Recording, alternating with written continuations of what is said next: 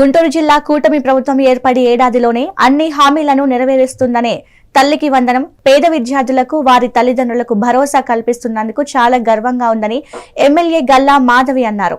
MLA విలేకరుల సమావేశానికి హాజరయ్యారు.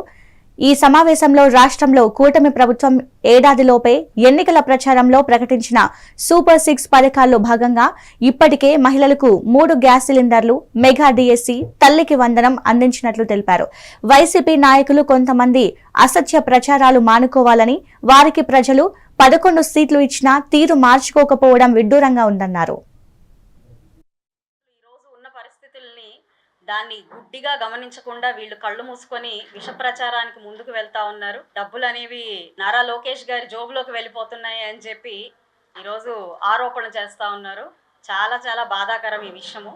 మరి ఇచ్చిన హామీ ప్రకారం 6 పిల్లలు ఉన్నా కూడా ప్రతి ఒక్కరికి 15,000 రూపాయల చొప్పున ఈరోజు అందరికీ వేయడం, నిష్పక్షపాతంగా తల్లి ప్రేమని అదే విధంగా కనపరిచే ప్రయత్నం ప్రభుత్వం చేస్తుంది అని అంటే ఎంత నిబద్ధత గల ప్రభుత్వం మన రాష్ట్రంలో ఉంది అని మనం ఒకసారి ఆలోచించుకోవాలి.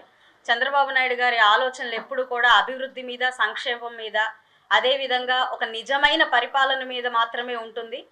చంద్రబాబు నాయుడు గారు అంటేనే ఒక భరోసా.